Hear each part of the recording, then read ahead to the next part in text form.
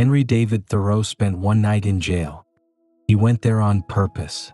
The year was 1846.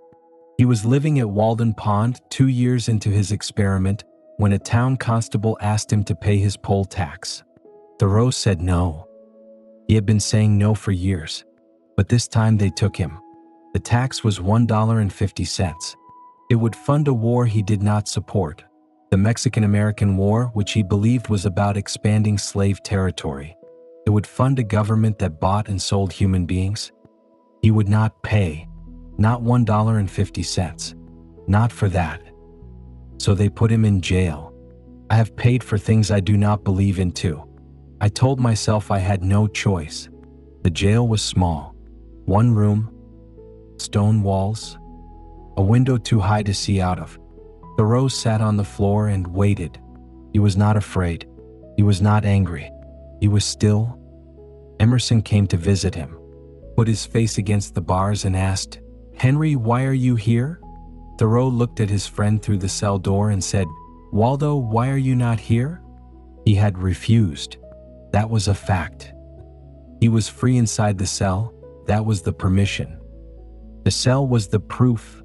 That was the command. One night in jail was worth more than a lifetime of paying for what you hate. That is the question this scroll asks you. Not why did he go to jail? Why are you not there? What are you paying for that you do not believe in? What tax are you funding with your silence? What war are you supporting with your dollar? Most people never go to jail. They pay the tax. They buy the product. They support the system. They tell themselves they have no choice. Thoreau discovered that the choice was always there. He just had to be willing to sit in a cell to prove it. The next morning, someone, probably his aunt, though the story is not certain, paid the tax for him. The jailer opened the door. Thoreau walked out. He did not thank anyone. He went back to Walden Pond and picked up the pencil he had set down the day before. He wrote about the experience. He called it Civil Disobedience. It became one of the most influential essays ever written. Gandhi read it. Martin Luther King Jr. read it. They both went to jail on purpose too. One night, one refusal, $1.50. That is what it cost to change the world. I have paid for things I do not believe in too. I have told myself I had no choice. The subscription I never use that funds something I do not support. The product I buy from a company whose values I despise. The yes I said when I meant no because it was easier than explaining. Thoreau said no. Not because he thought it would change the law. Not because he thought the jailer would let him go. Because he needed to prove to himself that he was not the kind of person who paid for what he hated. He needed to stand in the cell and feel the stone walls and know that he had refused. That is power. Not winning. Refusing. I have been afraid to refuse. Afraid of what people would think.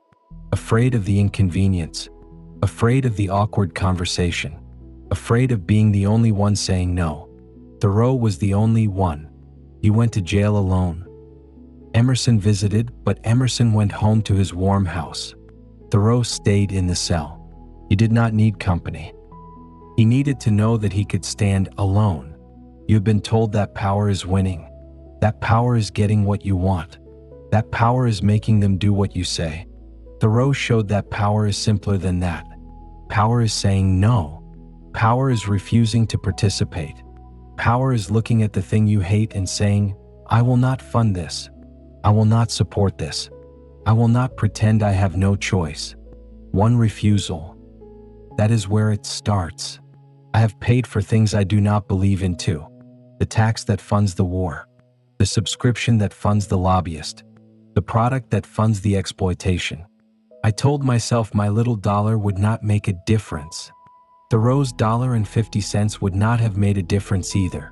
That was not the point. The point was that he was not the kind of person who paid it. The change does not start with the system. The change starts with you. One refusal. $1 not spent. One yes that becomes a no. That is the cell you have to sit in, not a physical jail. The cell of being the only one saying no. The cell of being called difficult. The cell of being told you are overreacting.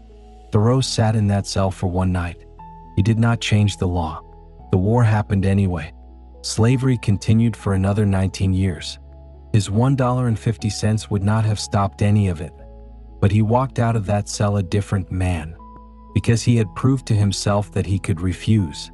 He could stand alone. He could say no and mean it. That is what the cell was for. Not to change the world, to change himself. I have been waiting for the world to change. I have been waiting for the system to fix itself. I have been waiting for someone else to say no first so I would not have to be the only one. Thoreau did not wait. He went to jail alone. The cell is not a building. The cell is the fear that you will be the only one saying no. The cell is the voice that tells you your refusal will not matter. The cell is the assumption that you have no choice. That assumption is the only thing keeping you in. I have paid for things I do not believe in too. I told myself I had no choice, but the choice was there the whole time. It was sitting in the corner of the cell, waiting for me to notice it. Thoreau noticed it, not dramatically, not with a speech or a manifesto. He just stopped paying. He sat in the cell. He waited. He walked out. The man who walked out was not the same man who walked in, not because the world had changed, because he had proved something to himself that no one could take away. He had stood alone. He had refused. He had sat in the stone room and felt the weight of his own conviction and found that it was enough. That is quiet certainty, not the certainty that you will win, the certainty that you already know what you will not do. The outcome is settled. Not in the courtroom, in the cell.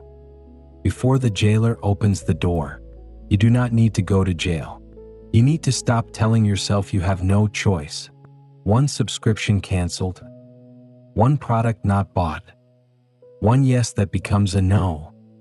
Not because it will change the law, not because anyone will notice, because you are not the kind of person who pays for what you hate.